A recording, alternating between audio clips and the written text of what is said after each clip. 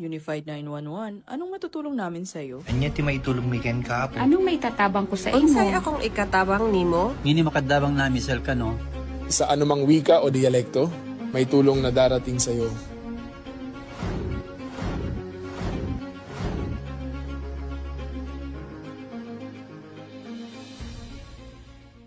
Lilingkod sa bawat Pilipino at magbibigay ng tamang impormasyon para sa tahimik at maayos na Pilipinas. Police News Network, alagad ng batas, tagapagtaguyod ng balitang pulis, sandigan ng mamamayan, patnubay ng katotohanan. Na Kampo Krame, maghahatid ng pinakahuling kaganapan at nagbabagang balita. Ito ang PNN Police News Network. At ngayon, ang inyong mga tagapagbalita. Magandang araw, bagong Pilipinas. Ako ang inyong alagad ng batas, taga-taguyod ng Balitang Pulis. Ako po si Patrolman Edwin Baris. Maghahatid sa inyo ng tamang balita, kwento ng pulis at serbisyo para sa mamamayan. At ito ang PNP News Online. Ang pangunahing balita ng Police News Network, alagad ng batas, taga-taguyod ng Balitang Pulis.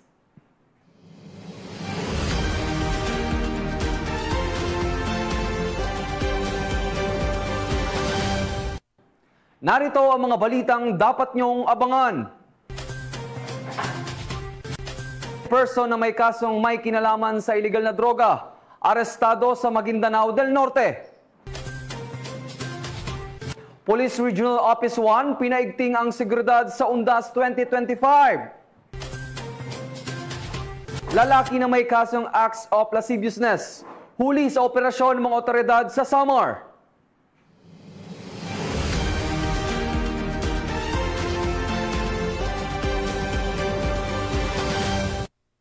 Narito ang mga balitang hatid ng mga PNN correspondent mula sa iba't ibang panig ng bansa.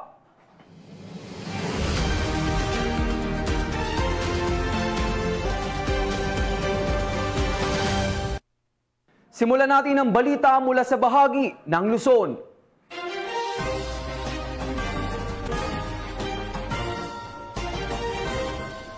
Upang masiguro ang ligtas at payapang Undas 2025, mas pinaigting ng buong pwersa ng Police Regional Office 1 ang kampanya kontra kriminalidad.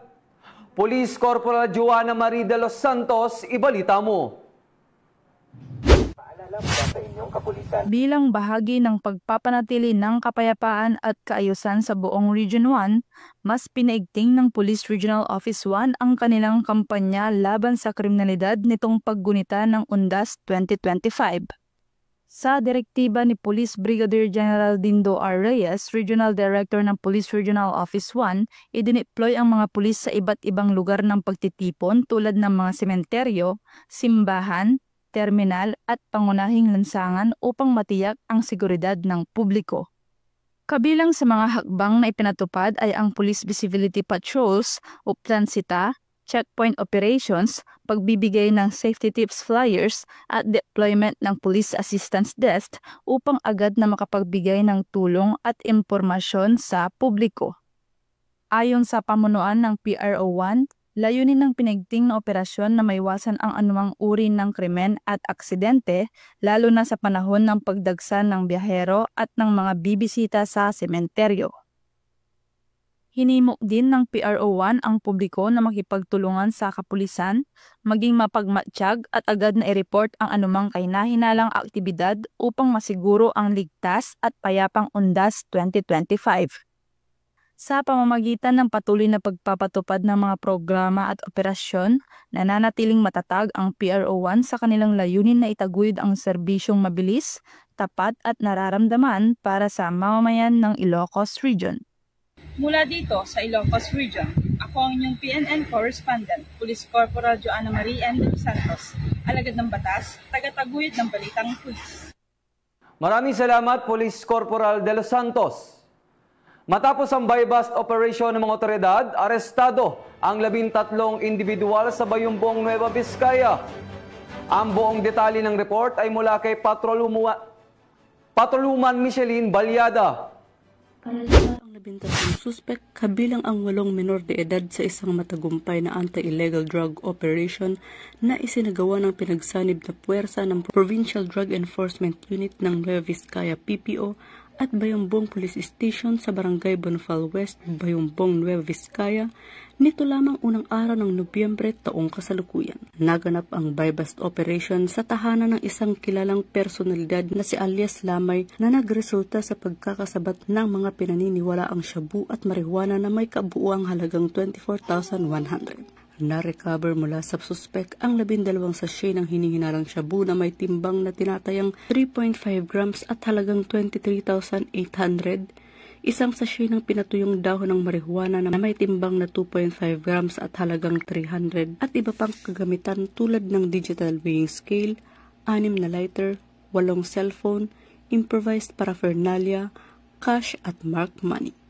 Dinala ang mga suspek at nakumpiskang ebidensya sa Bayambong Police Station para sa wastong dokumentasyon at disposition. Ang mga menor de edad naman ay nilip sa kustodiya ng Women and Children Protection Desk para sa referrals sa Municipal Social Welfare and Development Office. Ihahain laban sa mga naarestong nasa hustong gulang ang mga kasong paglabag sa Section 5, 6, 7, 11 at Section 12 ng Republic Act 9165 o Comprehensive Dangerous Drugs Act of 2002. Ang mga kaso ng mga menor de edad ay isa sa ilalim naman sa Republic Act 9344 o Juvenile Justice and Welfare Act of 2006. Ayon kay Police Colonel Paul T. Bomitivo, Acting Provincial Director ng Nueva Vizcaya PPO, patunay ang operasyon sa patuloy na kampanya ng pulisya laban sa illegal na droga sa lalawigan.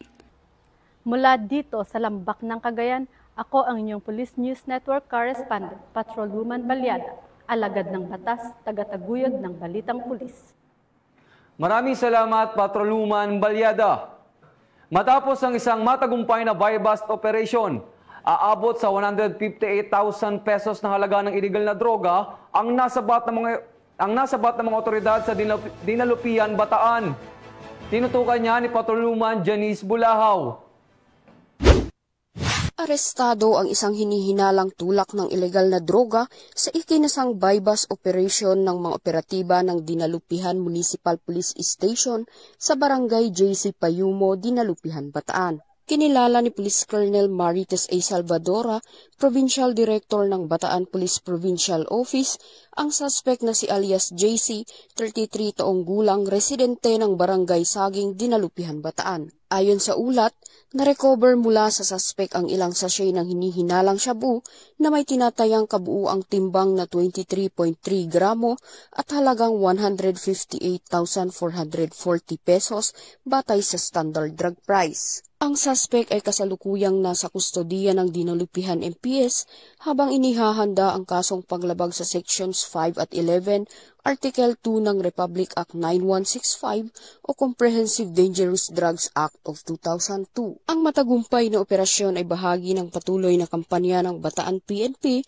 laban sa ilegal na droga sa ilalim ng pamumuno ni Police Colonel Marites A. Salvadora na layuning mapanatili ang kapayapaan at kaligtasan ng publiko lalo na ng mga kabataan.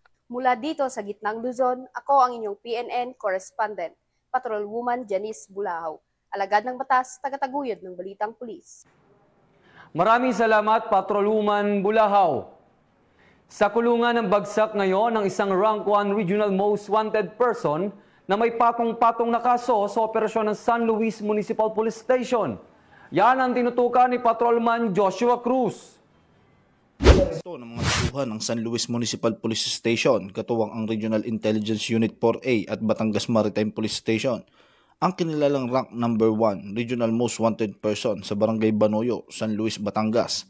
Ang akusado ay kinilala na si alias Charlie, 48 taong gulang, may asawa at residente ng Taal, Batangas. Ang pagkakadakip ay isinagawa sa bisa ng warrant of arrest para sa krimen ng statutory rape sa ilalim ng Article 266-A kaugnay ng Article 266-B ng Revised Penal Code na inamyendahan, rape by sexual assault at acts of lasciviousness kaugnay ng RA 7610 na inamyendahan ng RA 11648. Ang warrant ay inilagdaan at inisyu ng Executive Judge ng RTC Port Judicial Region Branch 5 na may petsang Oktubre 21 taong kasalukuyan. Walang inirekomendang piyansa para sa statutory rape. 200,000 naman ang inirekomenda para sa rape by sexual assault at 180,000 bawat isa para sa tatlong bilang ng acts of lasciviousness. Ang nasabing akusado ay kasalukuyang nasa ilalim ng protective custody ng San Luis Municipal Police Station. Mula dito sa Calabarzon, ako po ang inyong Police News Network Correspondent, Patrolman Joshua Cruz, alagad ng batas, tagataguyod ng Balitang Pulis. Maraming salamat, Patrolman Cruz. Muling umarangkada ang Community Outreach Program ng mga taunang 2nd Kalinga Provincial Mobile Force Company at Barangay Peacekeeping Action Team Refresher Training isinagawa din. Ang magandang balita ay mula kay Patrolwoman Jesly Sabado.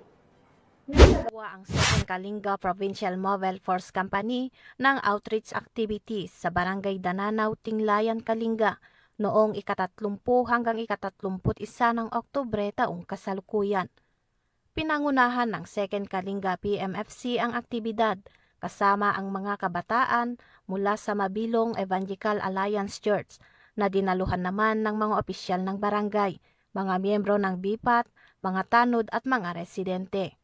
Isinagawa sa naturang aktibidad ang Kapwa Ko Sagot Ko program, feeding activity, libreng gupit at BIPAT refresher training na may mga lecture tungkol sa mga tungkulin ng BIPATs, tamang proseso ng pag-aresto, RA 9165 o Comprehensive Dangerous Drugs Act of 2002, RA 10627 o Anti-Bullying Act of 2013 at Anti-Terrorism Law. Nagbahagi rin ng mga kwento sa Biblia at nagsagawa ng mga laro ang mga kabataan mula sa MEAC upang magbigay saya at palakasin ang samahan ng komunidad. Noong ika-31 ng Oktubre, bumisita rin ang grupo sa Pamilya Chapay, isang pamilyang may kapansanan sa paningin upang mag-abot ng samot-saring grocery items bilang tulong. Ipinakita ng aktibidad ang malasakit at dedikasyon ng 2nd Kalinga PMFC sa paglilingkod sa kapwa at pagpapatibay ng ugnayan ng pulisya at komunidad upang mapanatili ang kapayapaan, kaligtasan at kabutihan ng mga mamamayan ng Tinglayan, Kalinga. Mula dito sa Baguio City, ako yung PNN Correspondent, Patrolwoman Jesly Sabado, alagad ng batas, tagataguyod ng Balitang Pulis. Maraming salamat, Patrolwoman Sabado. Simulan natin ang balita mula sa bahagi ng Visayas.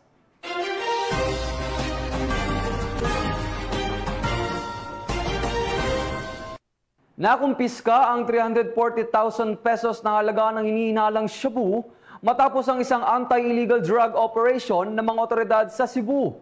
Patrolwoman Annalyn Canoog magbabalita.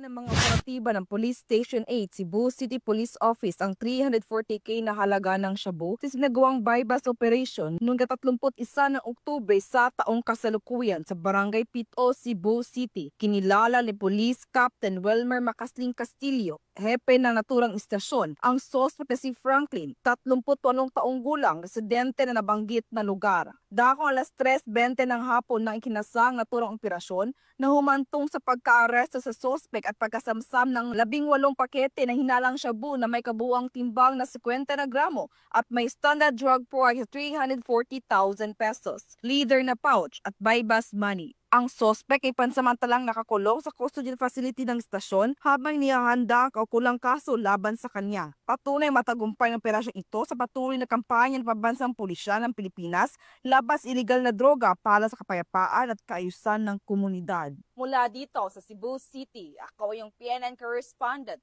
Patrolwoman Annalyn N. Canoog, alagad ng batas, tagataguyod ng Balitang Pulis. Maraming salamat, Patrolwoman Canoog. Sa bisa ng warrant of arrest para sa kasong acts of lasciviousness, nahuli ang isang wanted person ng mga otoridad sa Barangay 6, Catbalogan City, Samar. Magbabalita dyan si Patrolwoman Cristel Palapax.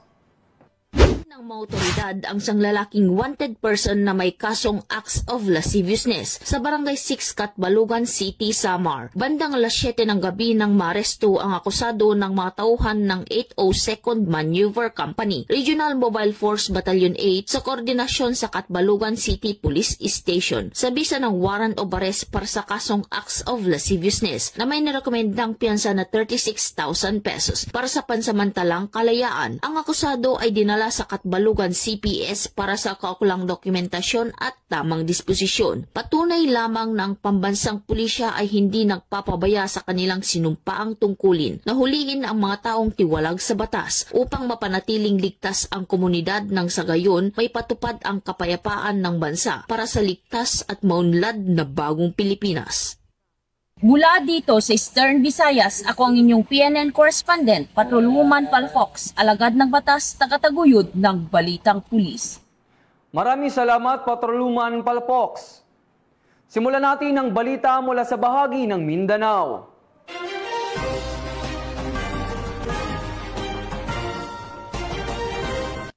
Zamboanga City PNP, katuwang ang iba't ibang ahensya ng pamahalaan, nagbigay ng seguridad sa Undas 2025. Magbabalita dyan si Patrolwoman Conde.